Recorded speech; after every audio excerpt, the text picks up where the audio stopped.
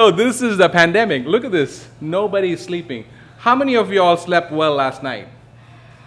Come on, liars. Nobody sleeps because we're all used to a lot of things, phones and especially. So I decided to write a book, take this on the road, all right? So look at this. Who's controlling your... Okay, all right. So you see the little smiley face right there? Eyes and the nose. That was my brainchild after a good night of sleep. Same as this title of the book. It's called Nobody Sleeping. And the 7 proven sleep strategies. My publisher did not like the name of this title, but I said this resonates with people. And if you're sleeping well, you don't need this book, right? So I wrote this. So the challenge here is there's no complete book on sleep. So I included for children, teenagers, weight gain, mental health. My favorites, chapter 7, sexual health. And also, sleep in women is a problem, right? Women in general don't sleep and they get neglected. So I decided to write a chapter on it. And also older adults. So I covered this book with everything that I got, my 25 years and 50,000 patients later. So this is my passion. Next slide, please. All right, so anything needs a definition. I mean, sleep is one state we're all even. You can be the king or the pauper. It's free, right? But we have to work for it. So this is a little bit older data. We think it's only the brain, but the absolutely fascinating data for all of you here is our muscles are helping us to sleep. So this is, the next 10 years is going to be the new research. I got to know a little bit of it because when I was writing my book. So this is exciting data that's coming out about how important these muscles are to help sleep. Crazy stuff coming out. All right, so the reason being, if you look at all the laborers workers, they all sleep better, right?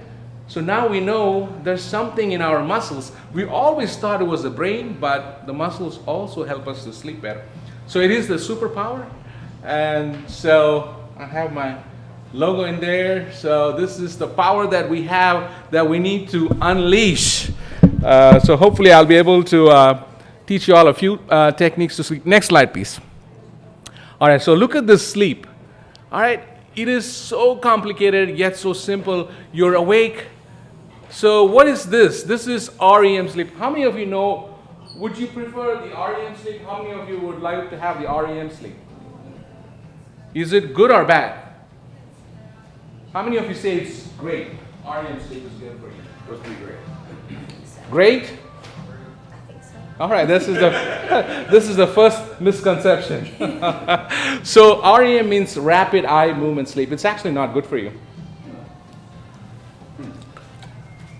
1 point learned today. Why is it? Because your brain is active, but it is needed for conflict resolution, about dreaming, healing, but it's not good to be restful.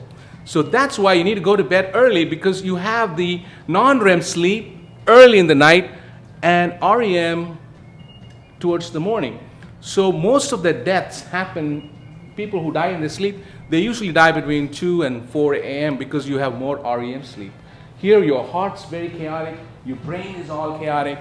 So that's why you need to go to bed early. More successful people go to bed early and they wake up early. So, but we have all moved, we are sleeping later and later, and we are spending a lot of time in the REM sleep and you don't feel good.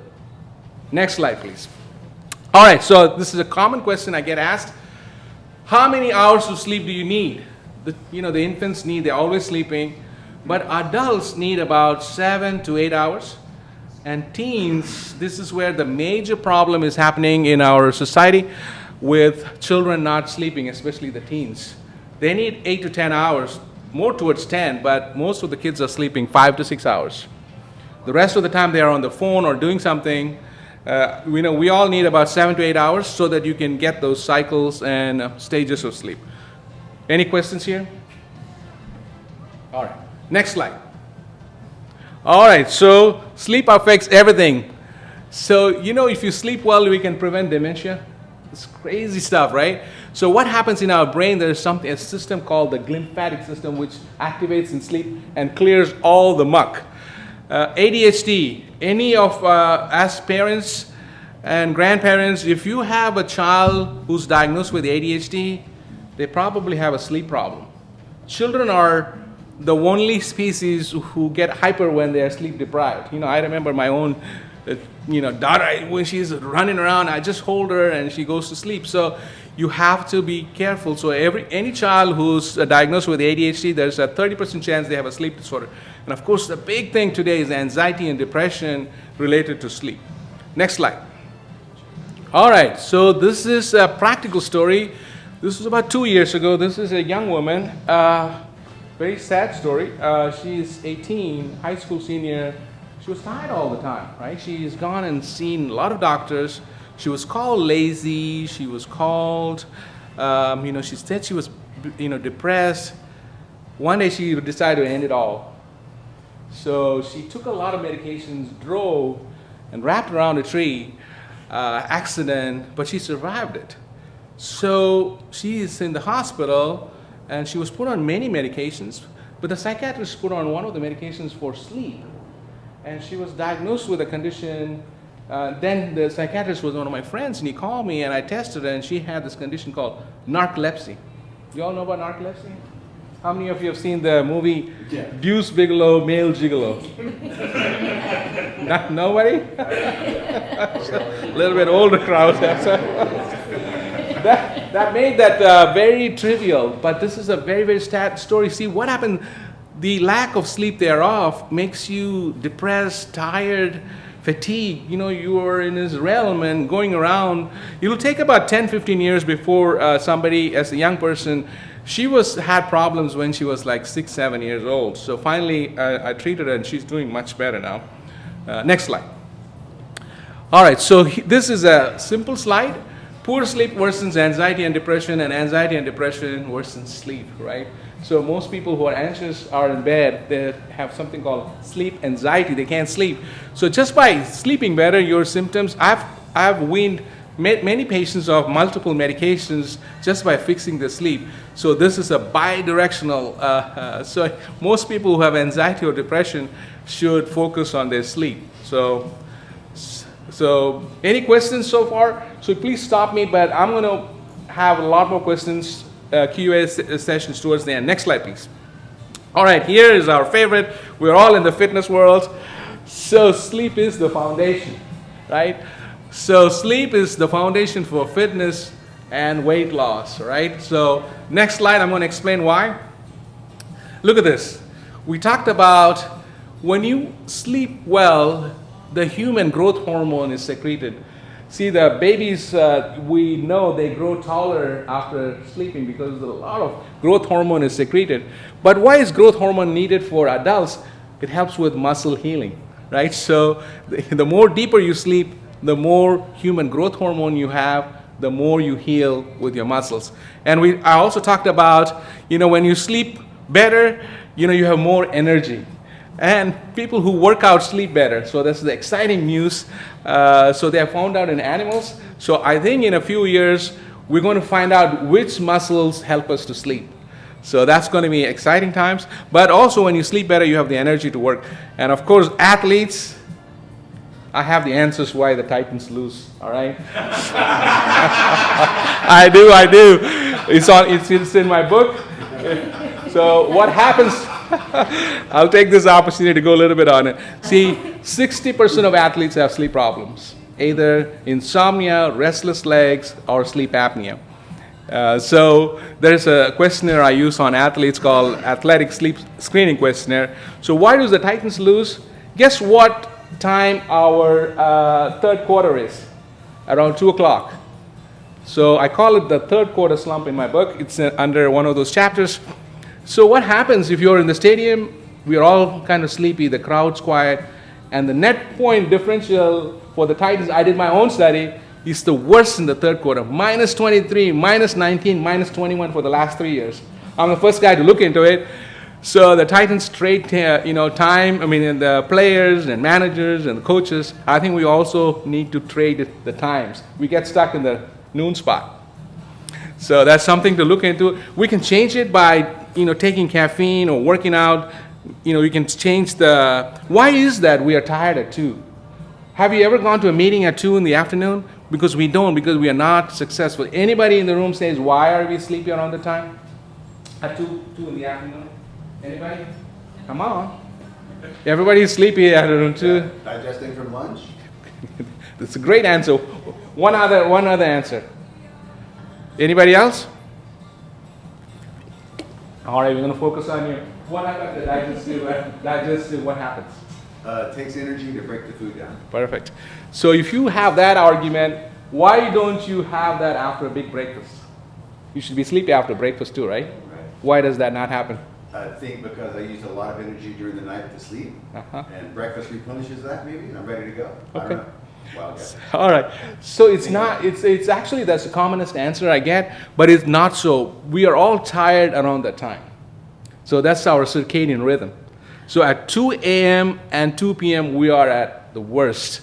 We are so sleepy. If you look at all the accidents at night, Chernobyl, 3 Mile disaster, even the Titanic, the captain had the decision to either go forward or backwards or to stall, but he went forward. And so a lot of accidents, even the thing that crashed, one of those big barges that hit, was happening all at night. 2/3 of accidents happen at night, and only, there's 1/3 of vehicles on the road at night, but 2/3 of all accidents happen between 2 and 4. So if at all anybody in this room are trying to dash home, I would say stay at night. If you want to drive, just stay in the hotel. It's probably worth your life because you are sleeping. You know how many accidents that I've taken care of, people just sleeping on the wheel. So that's another reason. All right, so I got everything. So we got to spend some time on here, but I want to improve the Titans. If we get a chance, we got to change. Yes. It's in the way. Hey, yes, tell him that. There's one doctor looked into it. All right, next slide. All right, so this is interesting. How many of you know sleep and weight is related? You know? Why? Because if we aren't getting enough sleep in our day, we're storing a lot of extra body fat, I feel like we're not processing Metabolism. things correctly, our metabolism slows, Yes. slows digestion. All right. Next slide, please. So this is it. The more time we are awake, the more time you're going to eat, right? The shift workers, I was a shift worker, so you're always making those bad choices, chips, so we just want to get, and of course you have acid reflux. This is the big topic in about weight loss. So we have these two hormones that control weight, leptin and ghrelin. If you don't sleep well, we have more of the ghrelin, which increases the appetite.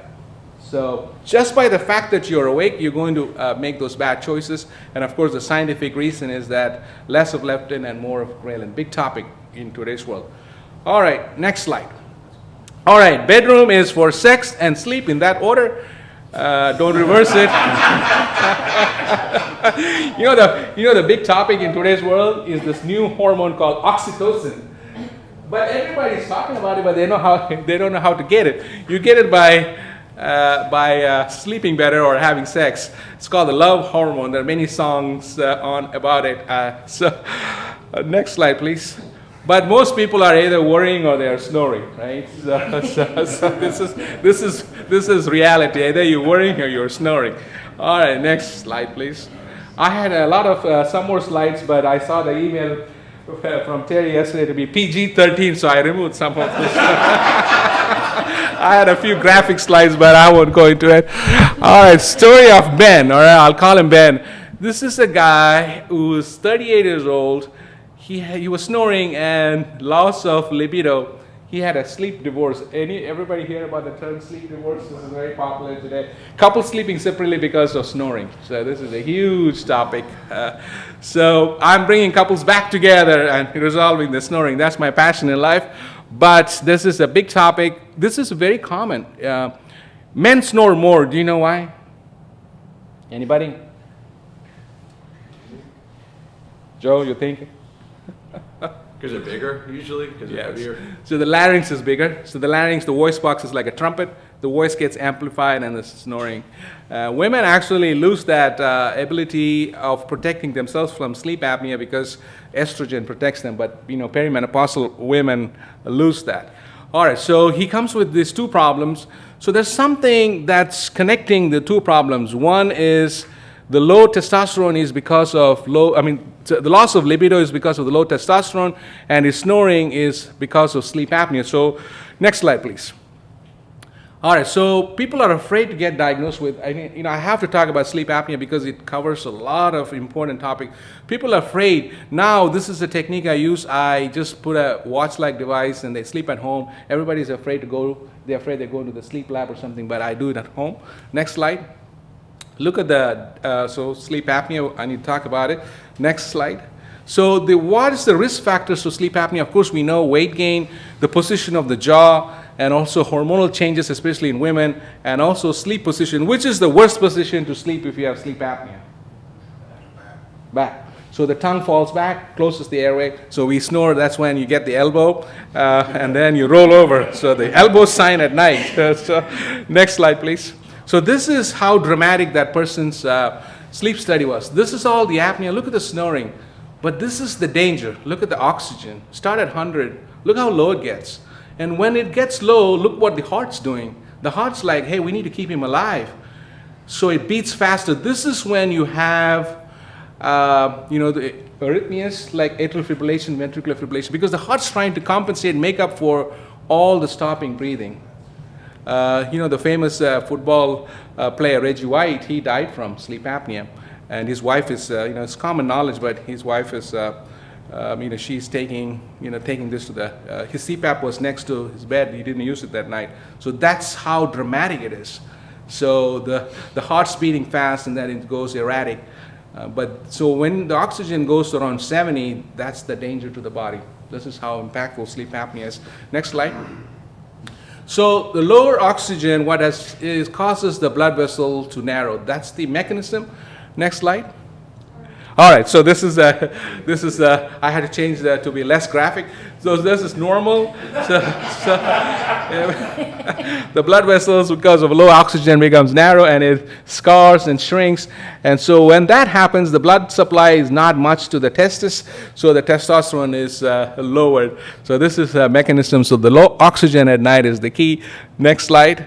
So this is a dramatic slide. Look how much our body is affected by sleep apnea, snoring, high blood pressure, weight gain, memory, low sex drive, diabetes, heart issues, anxiety, ADHD, sudden death. You saw the heart rate going high, motor vehicle accidents, aches and pains, athletic performance, and overall. This is how important treating this condition. How many of you have sleep apnea here? No, sleep. Yes. Most of us in the 40s, 50s, we are likely to have sleep apnea. Because of many reasons, but just please, if you're snoring, I think we need to pay attention to it. It affects all parts of the body. I've taken care of many patients who have high blood pressure. Just by treating the sleep apnea, you can get better. Same thing with all these things. When you rest better, you have aches and your aches and pains are better. Motor vehicle accidents. So, all right, next slide. All right, these are the gadgets that's available today. So that's the old Top Gun big mask. Now we have this mask here. It actually shows better. This lady has got one eye open. She's looking at her husband. she was not sleeping before. Now she is. This is a good slide. This is the oral appliance, and this is the latest technology called Inspire. So there's many treatments. See, the mask size is so much smaller. Not any. You don't need to wear that. Next. So this is the new device that's in the market. This is what I use. This is that tongue stabilizer, or it's like a tense unit for the tongue. I use it during the daytime. I'm on my Peloton, I work out, and I keep this in my tongue, and I don't have sleep apnea after that. Next. So women's sleep, I have to have a chapter on it, or some slide on it. So from a very young age, women don't sleep because of the hormonal changes, and of course when pregnancy, raising children, and of course finally when they get better, menopause happens and the sleep is terrible.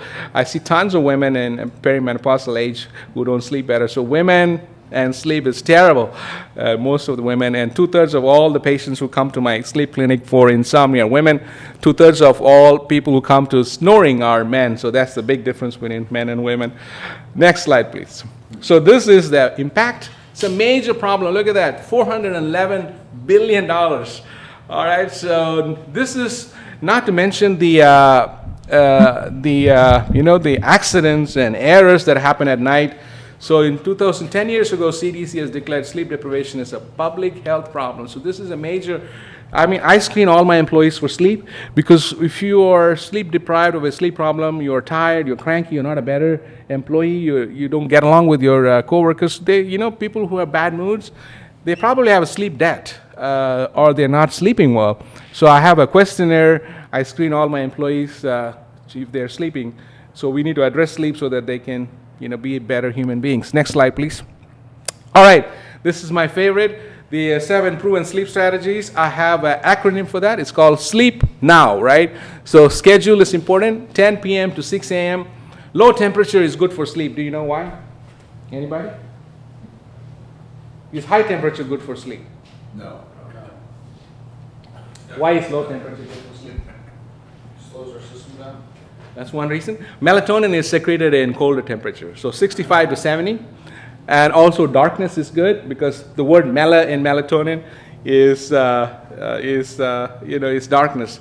And of course, electronics is a major thing. I tell people to stay off electronics at least 30 minutes prior. Exercise is great for sleeping, but make sure you don't exercise closer to bedtime. And then power off your mind. You can only do that if you don't, if you do the other things. And I teach a couple of techniques how to turn your mind off. And then no to worries. I tell people, this is my favorite one tip. If people ask me what's one tip, I tell people to have a dedicated worrying time between 6 p.m. and 8 p.m. Don't take your worries into your bedroom.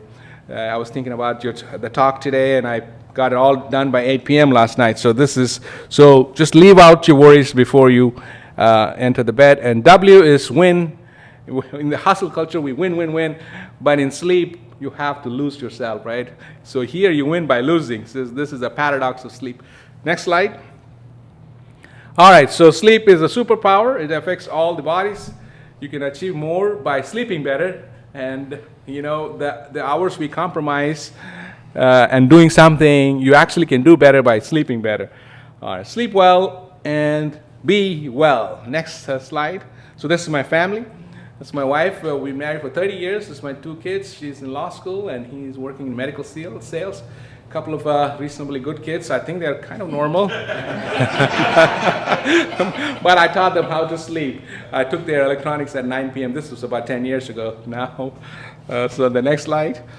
So my book got the #1 award for new releases. He's doing his rounds. Next slide. And I also recently got the award in last month in the health section. So really proud of it. It's changing many lives. The best calls I get to my office is, Dr. John, thanks for saving my life. I didn't know this was my problem. All right, so I'm really excited. Next slide. So this is all my. I'm known as Dr. Sleep Fix. I'm on all the social media. My office is in Brentwood, so Sleep Fix Academy. And so I have a thing you can scan. Next slide, please. All right, you can scan it. I'm on everything. Slowly making my rounds. It's so fascinating, the social media piece. Even though I'm the expert, I've been doing this. If I don't have a social media presence, I'm nobody, right? So please support me, share. I'm making a lot of videos, and they say the quality is not good, but I am going to the studio. I have a coach. It's much better now. So please look at my recent stuff. So I'm having a time with it. I'm taking it all over the world, because I know if you sleep better, we all can be better, and I think the world needs it. So spread my message. So everybody, sleep well, be well. You have 2 minutes. I can take 1 or 2 questions. Is that okay?